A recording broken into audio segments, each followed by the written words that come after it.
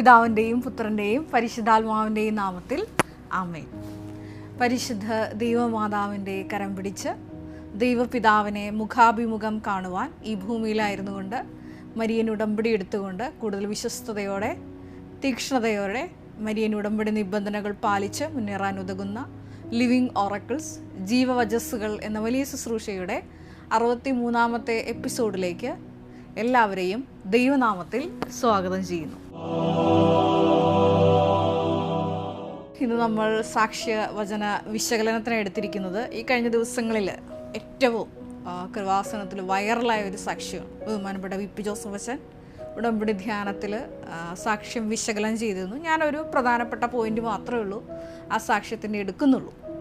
കാരണം ഞാൻ എൻ്റെ ഈ എപ്പിസോഡ് ആരംഭിച്ചപ്പോൾ ഞാൻ പറഞ്ഞായിരുന്നു, ഞാൻ പ്രധാനമായിട്ട് 2 ഫീച്ചേഴ്സുള്ള സാക്ഷ്യങ്ങളാണ് പ്രധാനമായിട്ട് ഈ എപ്പിസോഡിൽ എടുക്കാൻ ആഗ്രഹിക്കുന്നത്. മിക്കവാറും അങ്ങനെ സാക്ഷ്യങ്ങളുണ്ടെങ്കിൽ ഞാൻ അത് മാത്രമാണ് വിശകലനം ചെയ്തിരിക്കുന്നത്. ഇനി പെട്ടെന്ന് ആ ദിവസങ്ങളിൽ അങ്ങനെ ഒരു സാക്ഷ്യം കിട്ടിയില്ലെങ്കിലാണ് ഞാൻ മറ്റ് സാക്ഷ്യങ്ങൾ എടുക്കാറ്. ഒന്ന്, ദൈവപിതാവിൻ്റെ നേരിട്ടുള്ള ഒരു വെളിപ്പെടുത്തൽ. രണ്ടാമതായിട്ട് പരിശുദ്ധ അമ്മയുടെ നേരിട്ടുള്ള ഒരു സാന്നിധ്യം. അതുമല്ലെങ്കിൽ പരിശുദ്ധ അമ്മയുടെ നേരിട്ടുള്ള ഒരു സന്ദേശം കൈമാറ്റം. അങ്ങനെയുള്ള സാക്ഷ്യങ്ങളാണ് ഞാൻ ഈ ലിവിങ് ഓറക്കിൾസ് എന്ന വലിയ ശുശ്രൂഷയിൽ എടുക്കാറ്. ഏറെ പ്രത്യേകമായിട്ട് ഈ കുറച്ച് നാളുകളിലായിട്ട് ഞാൻ യുവാക്കളെ പ്രത്യേകമായിട്ട് ടാർഗറ്റ് ചെയ്യുന്നുണ്ട്.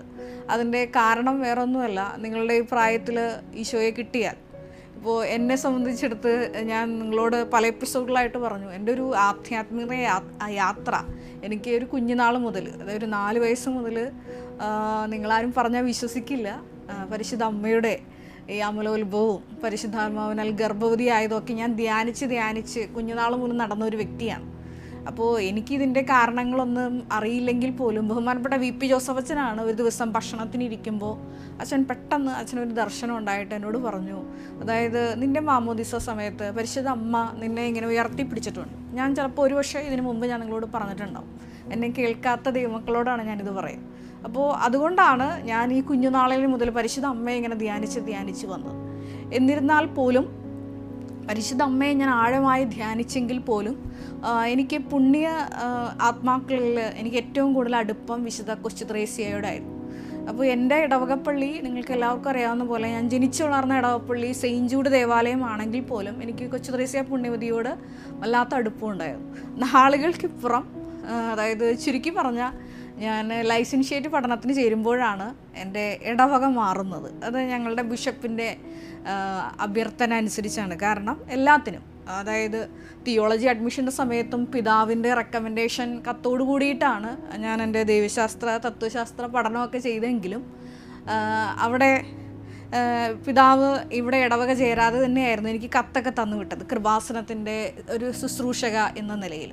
തുടർന്ന് ലൈസൻഷ്യേറ്റ് പഠനത്തിൻ്റെ സമയത്ത് പിതാവ് എന്നോട് പറഞ്ഞു ഇടവക മാറണമെന്ന് പറഞ്ഞാണ്. അപ്പോൾ എൻ്റെ ഇടവക എന്ന് പറയുന്നത് കൊച്ചു ത്രേസ്യ പുണ്യവതിയുടെ ഇടവക. നിങ്ങൾക്ക് എല്ലാവർക്കും അറിയാം, നമ്മുടെ കൃപാസനത്തിൻ്റെ ഇടവപ്പള്ളി അതാണ്.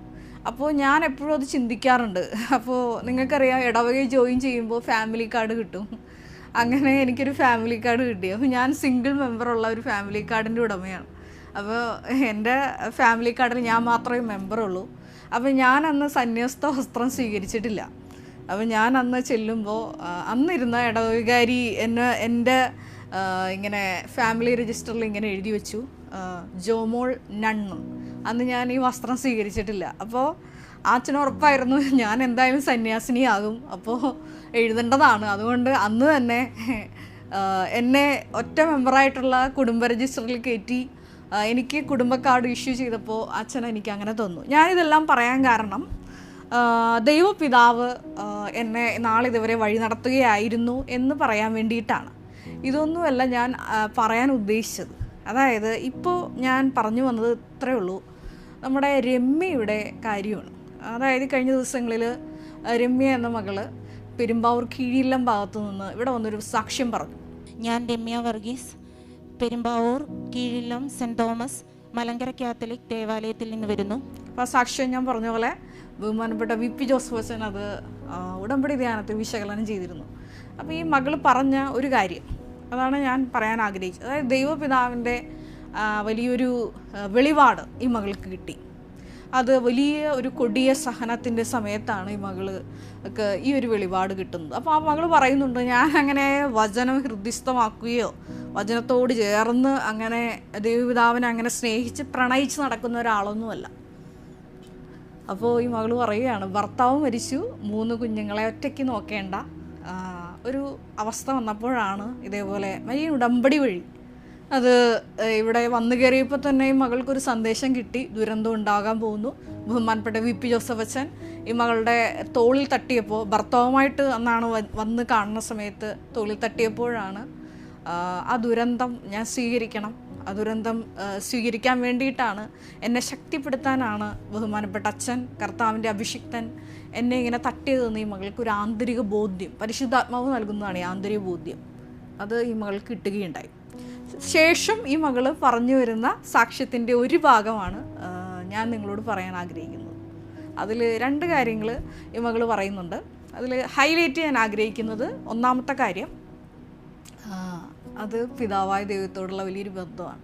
ഈ മകൾ പറയുന്നുണ്ട്, ഉടമ്പടി എടുത്തതിന് ശേഷം എനിക്ക് പിതാവായ ദൈവത്തോടൊരു സ്നേഹം വരിക. അതായത് ഞാൻ ഈ പിതാവായ ദൈവത്തെ മനസ്സിങ്ങനെ കണ്ടിട്ട്, ഈ മകൾ പറയുന്നുണ്ട്, കൊച്ചു കുട്ടികളാണ് സാധാരണ നമുക്കറിയാം, നമുക്ക് ഏറ്റവും ഇൻറ്റിമസി ഉള്ള ഒരു ആളുടെ കഴുത്തിലാണ് നമ്മളിങ്ങനെ കോർത്ത് കൈയിടുകയുള്ളൂ. അപ്പോൾ നമുക്ക് പല സർക്കിളിൽ നിൽക്കുന്ന സുഹൃത്തുക്കളുണ്ട്.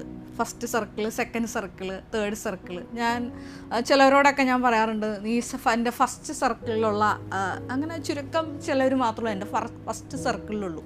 അവരോട് നമുക്ക് പ്രത്യേകിച്ച് നമ്മളൊന്നും ഹൈഡ് ചെയ്യത്തില്ല, എല്ലാം ഓപ്പണായിട്ട് പറയും. കാരണം അവർ ഞാൻ അവരെ ട്രസ്റ്റ് ചെയ്യുന്നുണ്ട്, അവർ എന്നെ ട്രസ്റ്റ് ചെയ്യുന്നുണ്ട്. അപ്പോൾ അതുകൊണ്ട് പ്രത്യേകിച്ച് ഒരു മറയില്ലാതെ നമ്മൾ ഓരോ കാര്യങ്ങളും സംസാരിക്കും. അപ്പോൾ ഈ മകൾക്ക് ഈ ഒരു ഫസ്റ്റ് പിതാവിൻ്റെ ബന്ധത്തിൻ്റെ ഒരു ഫസ്റ്റ് സർക്കിളിലേക്ക് ഈ ഒരു കൊടിയ സഹനത്തിൻ്റെ സമയത്ത് കടക്കാൻ സാധിച്ചു. അതാണ് ഈ മകൾ പറയുന്നുണ്ട്, പിതാവായ ദൈവത്തോട് ഞാൻ എപ്പോൾ പ്രാർത്ഥനയിലായിരിക്കുമ്പോഴും കണ്ണടയ്ക്കുമ്പോഴും എനിക്ക് പിതാവിൻ്റെ രൂപം മനസ്സിൽ വന്നിട്ട്, പിതാവിൻ്റെ കഴുത്തേലെ 2 കൈയിട്ട് ഇങ്ങനെ തൂങ്ങിക്കിടക്കുന്ന എപ്പോഴും ഒരു ദർശനമാണ്. എൻ്റെ ഒരു ലിവിങ് ഓറക്കിൾ ശുശ്രൂഷയുടെ ഒരു ഉദ്ദേശം ഇത് തന്നെയാണ്, നിങ്ങളെ പിതാവായ ദൈവത്തോട് അടുപ്പിക്കുക എന്നുള്ളത്. കാരണം ഒരു ആധ്യാത്മിക ജീവിതം നിങ്ങൾ ആരംഭിക്കുമ്പോൾ അത് ഒരു പരിധി കഴിഞ്ഞു കഴിഞ്ഞാൽ, ഒരു പടി നിങ്ങൾ ഉയർന്നു കഴിഞ്ഞാൽ നിങ്ങൾ സ്വായത്തമാക്കേണ്ട ഒന്നാണ് ദൈവപിതാവിനോടുള്ള വലിയൊരു സ്നേഹം. അത് എന്നെ പഠിപ്പിച്ചത് ദൈവപിതാവ് നേരിട്ടാണ് പഠിപ്പിച്ചത്. പലരും അത് ഇതേപോലെ ജീവിതത്തിൻ്റെ കൊടിയ സഹനങ്ങളിലാണ് ഇങ്ങനെ ഒരു ദൈവപിതാവ് പുത്രനെ പോലും ഒഴിവാക്കാതെ ലോകത്തെ സ്നേഹിച്ച സ്വപുത്രനെ പോലും ഒഴിവാക്കാതെ എല്ലാം നമുക്ക് നൽകിയൊരു ദൈവപിതാവിൻ്റെ സ്നേഹത്തെ പറ്റി പലരും കൊടിയ സഹനങ്ങളുടെ സമയത്താണ് ധ്യാനിക്കുന്നത്. ഞാൻ നിങ്ങളോട് പലപ്പോഴും പറഞ്ഞിട്ടുള്ള ഒരു 2 അനുഭവങ്ങൾ വീണ്ടും ഞാൻ ആവർത്തിക്കാൻ ആഗ്രഹിക്കുകയാണ്. ചുരുങ്ങിയ വാക്കുകൾ പറയാം. ഒന്ന്, കൃപാസനത്തിൻ്റെ അഖണ്ഡ ജപമാല മഹാറാലിക്ക് ഇവിടെ നിന്ന് യാത്ര പുറപ്പെടുന്നതിന് മുമ്പാണ് ഞാൻ ഈ സ്വർഗീയ പിതാവിനെ ആദ്യമായിട്ട് ആകാശത്ത് ഇങ്ങനെ കൈവിരിച്ച് പിടിച്ച് ദൈവസ്നേഹത്തോടെ ഇങ്ങനെ മാടി വിളിക്കുന്ന ഒരു ദൈവപിതാവിനെ ആകാശത്ത് വ്യക്തമായിട്ട് ഞാൻ കാണുന്നത്. എന്നിട്ടൊരു സന്ദേശം ആത്മാവിൽ പിതാവായ ദൈവനോട് പറഞ്ഞു, നീ എന്നെ സ്നേഹിക്കണമെന്ന് പറഞ്ഞു. അന്ന് ഞാൻ പിതാവിൻ്റെ കയ്യെ പിടിച്ചതാണ്. എൻ്റെ എല്ലാ എപ്പിസോഡിൻ്റെ ആരംഭത്തിൽ ഞാൻ നിങ്ങളോട് പറയുന്നൊരു വാക്കാണ്, ദൈവപിതാവിനെ മുഖാഭിമുഖം കാണുവാൻ. അപ്പം ഞാൻ ഈ ഭൂമിയിലായിരിക്കുമ്പോൾ 2 തവണ ഇതേപോലെ, ഒരു തവണ അവ്യക്തമായി, ഒരു തവണ വ്യക്തമായിട്ട് ഞാൻ പിതാവായ ദൈവത്തെ കണ്ടിട്ടുണ്ട്. ഇത് 2ാമത്തെ തവണ ഇതേപോലെ എൻ്റെ ഒരു കോംപ്രിഹെൻസീവ് എക്സാമിൻ്റെ സമയത്താണ്. നിങ്ങൾക്കറിയാം, കൃപാസനത്തിൻ്റെ ഞാൻ ഇതുപോലെ എൻ്റെ BTH പഠനം നടത്തുമ്പോൾ ഏറ്റവും ടഫ് ടൈം 4-5 ബുക്കിൻ്റെ പ്രസിദ്ധീകരണം. ഈ ബുക്ക് പ്രസിദ്ധീകരണവുമായിട്ട് ബന്ധപ്പെട്ട് പ്രവർത്തിച്ച എല്ലാവർക്കും അറിയാം, അതായത് 600, 700, 800 പേജുള്ള ഒരു ബുക്ക് പ്രസിദ്ധീകരിക്കാൻ നമുക്ക് ഒരുപാട് കടമ്പകളുണ്ട്. ഓരോ വാക്കിലൂടെയും നമ്മൾ കടന്നുപോയി അവിടെ തെറ്റുണ്ടോ, റിപ്പീറ്റേഷൻ ഉണ്ടോ, ഇതുണ്ടോ, ഓരോരോ വാക്കുകളിലൂടെയും കടന്നുപോയി ഓരോ തെറ്റുകൾ തിരുത്തി ഒരു ക്രോഡീകരിച്ചൊരു ബുക്കാക്കണമെങ്കിൽ ഒരുപാട് സ്ട്രെയിനുണ്ട്. അപ്പം അങ്ങനെ 4-5 ബുക്ക് വർക്കുകളുമായിട്ടാണ് ഞാൻ എൻ്റെ BTH പഠനത്തിൽ മുന്നോട്ട് പോയത്. ആ സമയത്ത് എല്ലാം ഈ കോംപ്രിഹെൻസിൻ്റെ സമയത്ത് വന്നപ്പോൾ അത് നമ്മുടെ അച്ഛന്മാർക്കൊക്കെ അറിയാതെ, അതായത് നമ്മൾ 3 വർഷം പഠിച്ച കാര്യങ്ങൾ എല്ലാം കൂടിയാണ് ഇവർ ഈ പാനലിൽ വന്നിരിക്കുമ്പോൾ ചോദിക്കുന്നത്. അപ്പോൾ എന്നെ സംബന്ധിച്ചിടത്തോളം ഇത് ഭയങ്കര സ്ട്രെസ്ഫുള്ളായിരുന്നു. കാരണം വേറൊന്നുമല്ല, ഈ പാനലിൽ എന്നെ അറ്റാക്ക് ചെയ്യുന്ന ഒരു വ്യക്തി ഉണ്ടായിരുന്നു. അതായത് ഈ ഒരു കൃപാസനം സ്പിരിച്വാലിറ്റിയോട് ഒരു അത്ര ആഭിമുഖ്യമില്ലാത്ത, അതുകൊണ്ട് എനിക്ക് ഒരുപാട് ടെൻഷൻ ഉണ്ടായിരുന്നൊരു സമയത്തായിരുന്നു. അന്നാണ് ഞാൻ വീണ്ടും ഈ ദൈവപിതാവിനെ കാണുന്നത്. അന്ന് ഇതേപോലെ ജടയുള്ള താടിയുള്ള പിതാവായ ദൈവം ഇങ്ങനെ പ്രത്യക്ഷപ്പെട്ടിട്ട് ഒന്ന് ചിരിച്ചുള്ളൂ എൻ്റെ മുഖത്ത് നോക്കി. ആ ചിരിയുടെ ആ നിറവ് ഇന്നും എൻ്റെ മനസ്സിലുണ്ട്. അന്ന് എൻ്റെ ഇങ്ങനെ ഹാർട്ടൊക്കെ ഇങ്ങനെ മിടിച്ച് ഇങ്ങനെ, നമ്മൾ പറയും, അതായത് മെഡിക്കൽ ഭാഷയിൽ പറഞ്ഞ പാൽപിറ്റേഷൻ എന്ന് പറയും. ഈ പിതാവായ ദൈവം ദർശനത്തിൽ വന്നതോടുകൂടിയിട്ട് എൻ്റെ എല്ലാ ടെൻഷനും വാനിഷായിപ്പോയി. ഇപ്പം ഇങ്ങനെ 2 അനുഭവങ്ങൾ എൻ്റെ ജീവിതത്തിലുണ്ടായിട്ടുണ്ട്. ഇപ്പം ഈ മകള് പറയുന്നത്, രമ്യ മോള് പറയുന്നത് ഇപ്രകാരമാണ്: എനിക്ക് പിതാവായ ദൈവത്തോട് വല്ലാത്തൊരു പ്രണയം, സ്നേഹം തോന്നി. എപ്പോൾ പിതാവായ ദൈവത്തെ കണ്ടാൽ ഞാൻ ഈ കഴുത്തിലെ ഇങ്ങനെ പിടിക്കുന്നു. ഏറ്റവും ഇൻറ്റിമസി ഉള്ളവരേ ഉള്ളൂ നമ്മൾ കഴുത്തിൽ കൈയിടത്തുള്ളൂ. അപ്പോൾ ഈ മകള് പറയുന്നുണ്ട്, ഞാൻ പലപ്പോഴും അത് മാറ്റാൻ ശ്രമിക്കും. കാരണം വലിയ മഹത്വകരമായ ഒരു പിതാവിൻ്റെ കഴുത്തിൽ കാലിൽ പിടിക്കേണ്ടതല്ലേ എന്നൊക്കെ പലപ്പോഴും ചിന്തിക്കും. പക്ഷെ ഇത് കേട്ടപ്പോൾ എനിക്ക് അത് വല്ലാത്തൊരു ഫീലിങ്സ് ഉണ്ടാക്കി. കാരണം എനിക്ക് ഏറ്റവും ഇഷ്ടമുള്ള അത് അപ്പായോടാണ്. ഈശോയെ ഇഷ്ടമില്ല എന്നല്ല അതിൻ്റെ അർത്ഥം. നമുക്ക് ഒരു ആധ്യാത്മിക ജീവിതത്തിൻ്റെ ഒരു ഘട്ടം കഴിഞ്ഞു കഴിഞ്ഞാൽ നമുക്ക് പിതാവുമായിട്ടൊരു ബന്ധം സ്ഥാപിക്കാതെ ഇതിൻ്റെ ഒരു ഹയർ ക്ലാസ്, അതുപോലെ ഒരു ഹയർ ലെവലിലേക്ക് നമുക്ക് ആധ്യാത്മികമായിട്ട് ഉയരാൻ പറ്റത്തില്ല. അതുകൊണ്ട് തന്നെ പിതാവായ ദൈവത്തെ കൂട്ടുപിടിക്കണം. അതാണ് ഞാൻ പറഞ്ഞു വന്നത്. അതിൻ്റെ 2 വചനങ്ങൾ ഞാൻ ഇതിനു മുമ്പുള്ള എപ്പിസോഡിലൊക്കെ പറഞ്ഞിട്ടുണ്ടെങ്കിൽ പോലും ഒന്നുകൂടി ആവർത്തിക്കുകയാണ്. യാക്കോബ് 1:17, ഉത്തമവും പൂർണ്ണവുമായ എല്ലാ ദാനങ്ങളും മാറ്റമോ മാറ്റത്തിൻ്റെ നിഴലോ ഇല്ലാത്ത പ്രകാശത്തിൻ്റെ പിതാവിൽ നിന്ന് വരുന്നു. അതെ, പെർഫെക്റ്റ് ഗിഫ്റ്റ്സ് അത് എപ്പോഴും പിതാവിൽ നിന്ന് വരുന്നത്. വീണ്ടും വിശുദ്ധ യോഹന്നാൻ്റെ സുവിശേഷം 16-23 തിരുവചനം, അന്ന് നിങ്ങൾ എന്നോട് ഒന്നും ചോദിക്കുകയില്ല, എന്തെന്നാൽ എൻ്റെ നാമത്തിൽ പിതാവിനോട് ചോദിക്കുന്നതെല്ലാം നിങ്ങൾക്ക് ലഭിക്കും. അപ്പോൾ ആ ഒരു തലത്തിലേക്ക് ഈ മകളുടെ സ്പിരിച്വാലിറ്റി വളരുകയാണ്. അത് പിതാവായ ദൈവത്തെ അവൾ അനുഭവിച്ചറിഞ്ഞുകൊണ്ടാണ് മകൾക്ക് ആ ഒരു ലെവലിലോട്ട് വളരാൻ സാധിച്ചത്. മകൾ പറയുന്നുണ്ട്, ഭൗതികമായിട്ടുള്ള യാതൊന്നും ഞാൻ എൻ്റെ നിയോഗങ്ങളിൽ വയ്ക്കാറില്ല, നിത്യതയാണ് ഞാൻ ലക്ഷ്യം വയ്ക്കുന്നത്. അതെ, ഈ മകളെ സംബന്ധിച്ചിടത്തോളം നമ്മൾ ഇപ്പോൾ നിങ്ങൾ എന്നെ കേൾക്കുന്ന വ്യക്തികൾ ഒരു നോർമൽ ലൈഫ്, ചിലർ പറയത്തില്ല എൻ്റെ ജീവിതത്തിൽ ഇപ്പോൾ എല്ലാം സെറ്റാണ്, എവറിത്തിങ് ഈസ് ഓക്കെ, മക്കൾ നല്ല രീതിയിൽ, ഭാര്യയ്ക്ക് പ്രശ്നമൊന്നുമില്ല എന്നൊരു ഭർത്താവ് പറയുന്നു. അതുപോലെ ഒരു സ്റ്റുഡൻറ്റിനെ സംബന്ധിച്ചിടത്തോളം അക്കാഡമിക്കലായിട്ട് യാതൊരു പ്രശ്നമില്ല, എല്ലാം നന്നായിട്ട് സ്മൂത്തായിട്ട് പോകുന്നു. അതുമല്ലെങ്കിൽ പല ജീവിതാന്തസ്സുകളിലുള്ള വ്യക്തികളായിരിക്കാം. നിങ്ങൾക്ക് യാതൊരു, നിങ്ങളുടെ ഇപ്പോൾ ഒരു സമർപ്പിതവരെ സംബന്ധിച്ചിടത്തോളം കമ്മ്യൂണിറ്റിയിൽ യാതൊരു പ്രശ്നമില്ല എന്ന് പറയും.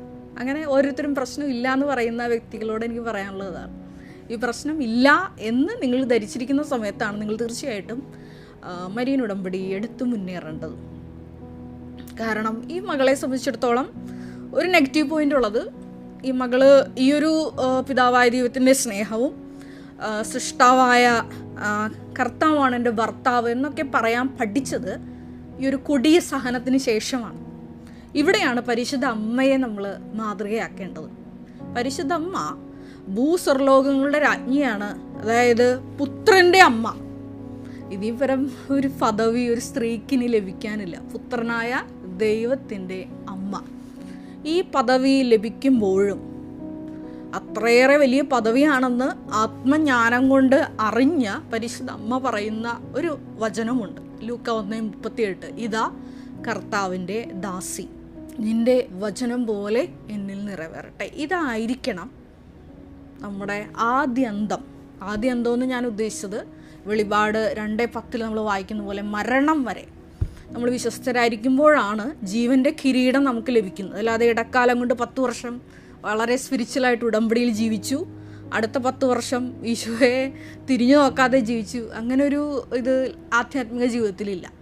എപ്പോഴും ഒരേപോലെ ഇരിക്കാനാണ് വചനം നമ്മളോട് ഓർമ്മപ്പെടുത്തുന്നത്. അങ്ങനെ തന്നെയാണ് വേണ്ടത്. കാരണം വെളിപാട് 2:10 ഞാൻ നേരത്തെ പറഞ്ഞതുപോലെ മരണം വരെ വിശ്വസ്തനായിരിക്കുമ്പോഴാണ് ജീവൻ്റെ കിരീടം നമുക്ക് ലഭിക്കുന്നത്. അപ്പോൾ പരിശുദ്ധ അമ്മ ആർജിച്ചെടുത്ത ആ ഒരു ആധ്യാത്മിക നിലവാരം തന്നെയാണ്. കാരണം ആ ഒരു പ്രായത്തിൽ പരിശുദ്ധ അമ്മ, അതായത് 10-14 വയസ്സുള്ള ഒരു മകള് പറയുന്ന ഒരു ആധ്യാത്മിക വചനം, ഇതാ കർത്താവിൻ്റെ ദാസി. 14 വയസ്സുള്ള ഒരു മകള് പറയുന്ന ഒരു വചനമാണ്, നിൻ്റെ വചനം പോലെ എന്നിൽ ഭവിക്കട്ടെ. അത് കുരിശുകളാണെന്ന് അറിഞ്ഞുകൊണ്ടാണ് അമ്മ പറയുന്നത് ഇതാ കർത്താവിൻ്റെ ദാസി എന്ന്. അതെ, അപ്പായുടെ ദാസിയാണെന്ന് അന്നേ പറഞ്ഞ ദൈവമാതാവ്, ആ ഒരു ആധ്യാത്മിക ആ ഒരു ചൈതന്യത്തിലേക്കാണ് മരിയൻ ഉടമ്പടി ഇപ്പം എന്നെ കേൾക്കുന്ന മക്കൾ എടുത്തിട്ടില്ലെങ്കിൽ പോലും നിങ്ങൾ ഉയർന്ന് ആ ലെവലിലാണ് ചിന്തിക്കേണ്ടത്. സഹനങ്ങൾക്ക് ശേഷം പറയുന്നത് അത് നമ്മുടെ ജോബിൻ്റെ ജീവിതത്തിൽ ദൈവം തന്നു, ദൈവം എടുത്തു, ദൈവത്തിൻ്റെ നാമം മഹത്വപ്പെടട്ടെ എന്ന് ഒരുപാട് ജീവിത ദുരിതങ്ങൾ സംഭവിക്കുമ്പോൾ ജോബ് പറയുന്നുണ്ട്. പക്ഷേ പരിശുദ്ധ അമ്മ ഒരു പടി മുന്നിൽ നിൽക്കുന്നത് ഇവിടെയാണ്.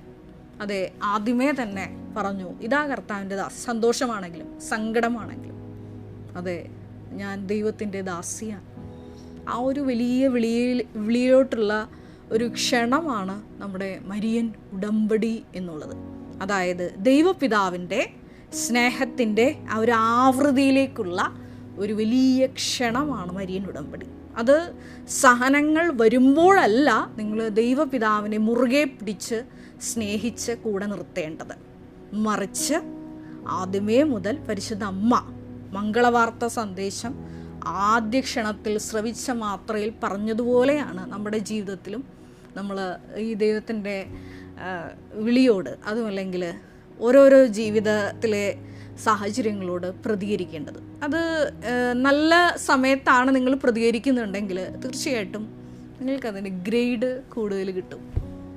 വീണ്ടും സഹന സാഹചര്യത്തിൽ ഏറ്റുപറയണതിന് മാർക്കില്ലെന്നല്ല, തീർച്ചയായിട്ടും ആ സമയത്ത് ദൈവത്തെ തള്ളിപ്പറയാതെ മുന്നേറുന്നതിന് അഡീഷണൽ മാർക്ക് ഉണ്ടെങ്കിൽ പോലും ഞാൻ ഉദ്ദേശിച്ചത് ഇത്രയേ ഉള്ളൂ. നിങ്ങളുടെ ജീവിതത്തിൽ നിങ്ങൾക്കിപ്പോൾ നല്ല കാലമാണെന്നുണ്ടെങ്കിൽ, യുവതി യുവാക്കളാണെന്നുണ്ടെങ്കിലും, ഭാര്യ ഭർത്താക്കന്മാരാണെങ്കിലും, മാതാപിതാക്കളാണെന്നുണ്ടെങ്കിലും, കുഞ്ഞുങ്ങളാണെന്നുണ്ടെങ്കിലും, ഈ സമയം മുതൽ നിങ്ങൾ മനസ്സിൽ കോറിയിടേണ്ട ഒരു വചനമാണ് പരിശുദ്ധ അമ്മ നമ്മളെ പഠിപ്പിച്ച ഒരു വചനം. ഇതാ കർത്താവിൻ്റെ ദാസി, നിൻ്റെ വാക്ക് അത് എന്നിൽ നിറവേറട്ടെ. ആ ഒരു വലിയ കൃപയ്ക്ക് വേണ്ടിയിട്ട് ഈ പ്രത്യേകമായിട്ടുള്ള എപ്പിസോഡിൽ പ്രത്യേകമായിട്ട് നമുക്ക് യാചിച്ച് ദൈവപിതാവിൻ്റെ ആ ഒരു വലിയ പ്രീതിക്ക് പാത്രമാകാനുള്ള വലിയൊരു ക്ഷണമായിട്ട് നിങ്ങൾ ഈ എപ്പിസോഡ് എടുക്കണമെന്ന് പ്രത്യേകമായിട്ട് ഞാൻ നിങ്ങളെ ഓർമ്മപ്പെടുത്തുകയാണ്. ഒരു നിമിഷം നമുക്ക് കണ്ണുകളടയ്ക്കാം. ദൈവപിതാവെ, രമ്യയുടെ സാക്ഷ്യത്തിലൂടെ നീ ഞങ്ങളോട് സംസാരിക്കുകയായിരുന്നു.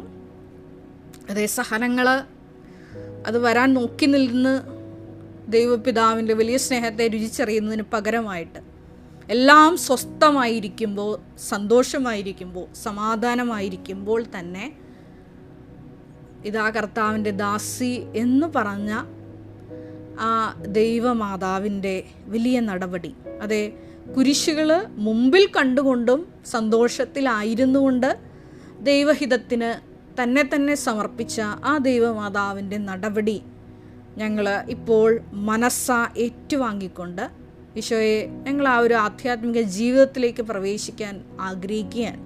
തെറ്റിദ്ധരിക്കപ്പെടുന്ന അവസരങ്ങളുണ്ടാകുമ്പോൾ, എല്ലാവരാലും ഒറ്റപ്പെടുത്തുന്ന അവസരങ്ങളുണ്ടാകുമ്പോൾ, ആരും ഒരു സപ്പോർട്ടും ഇല്ലാതെ നിൽക്കുന്ന സമയത്തും പരിശുദ്ധ അമ്മേ, നീ കുരിശിൻ്റെ ചുവട്ടിൽ നിന്നതുപോലെ എല്ലാം ദൈവപിതാവിൻ്റെ ഇഷ്ടത്തിന് സമർപ്പിച്ചുകൊണ്ട് ഈശോയെ ഈ ഭൂമിയിലായിരിക്കുമ്പോൾ ഏൽപ്പിച്ച ജോലികളെല്ലാം ദൈവപിതാവിൻ്റെ ഇഷ്ടത്തിനനുസൃതം പൂർത്തീകരിക്കാനുള്ള വലിയൊരു അഭിഷേകം ഞങ്ങൾക്ക് എപ്പിസോഡിലൂടെ നൽകണമേ എന്ന് പ്രാർത്ഥിക്കുന്നു. വിവിധങ്ങളായ ജീവിത ദുരിതങ്ങളിലൂടെയും ദുരന്തങ്ങളിലെയും കടന്നു പോകുന്ന മക്കളെ പരിശുദ്ധ അമ്മേ, ദൈവമാതാവേ, അമ്മയുടെ അപ്രതിരോധ്യമായ മധ്യസ്ഥത്താൽ ആ മക്കളെ സന്ധിക്കണമേ എന്ന് പ്രാർത്ഥിക്കുന്നു. എല്ലാവിധ അപകടങ്ങളിൽ നിന്നും, തെറ്റായ ചിന്തകളിൽ നിന്നും, പ്രലോഭനങ്ങളിൽ നിന്നും ഈശോയെ ഞങ്ങളെ രക്ഷിക്കണമേ എന്ന് പ്രാർത്ഥിക്കുന്നു. പ്രത്യേകമായിട്ട് ഈ ശുശ്രൂഷ പങ്കെടുത്ത് പ്രാർത്ഥിക്കുന്ന എല്ലാ മക്കൾക്കും ദൈവപിതാവിൻ്റെ വലിയ ആകർഷണം ഉണ്ടാകണമേ എന്ന് പ്രാർത്ഥിക്കുന്നു. കർത്താവായ ക്രിസ്തു വഴി ഞങ്ങൾ സമർപ്പിക്കുന്ന പ്രാർത്ഥന കേട്ടൊല്ലണമേ. Ave Maria. നമ്മുടെ കൃപാസനം പ്രത്യക്ഷീകരണ സന്നിധാനത്തിൽ ബഹുമാനപ്പെട്ട VP ജോസഫ് അച്ഛനോടൊപ്പം സമർപ്പിതരായി ശുശ്രൂഷ ചെയ്യാൻ ആഗ്രഹിക്കുന്ന സഹോദരങ്ങൾ, ഏറെ പ്രത്യേകമായിട്ട് +2 ഡിഗ്രി പാസ്സായ മക്കളുണ്ടെങ്കിൽ തീർച്ചയായിട്ടും താഴെ കാണുന്ന ഇമെയിൽ അഡ്രസ്സിൽ കോൺടാക്റ്റ് ചെയ്യുക. നിങ്ങളുടെ CV അയയ്ക്കുക. തീർച്ചയായിട്ടും പരിശുദ്ധ അമ്മയുടെ പ്രത്യക്ഷീകരണത്തിന് സാക്ഷികളായി ജീവിക്കുവാൻ നിങ്ങൾക്കൊരു ആന്തരിക ബോധ്യം, അതുമല്ലെങ്കിൽ ദൈവപിതാവ് നിങ്ങളെ വിളിക്കുന്നു എന്ന് നിങ്ങൾക്ക് ബോധ്യപ്പെടുന്നുണ്ടെങ്കിൽ തീർച്ചയായിട്ടും ഞങ്ങളെ കോൺടാക്റ്റ് ചെയ്യുക. എല്ലാവരെയും ദൈവം അനുഗ്രഹിക്കട്ടെ.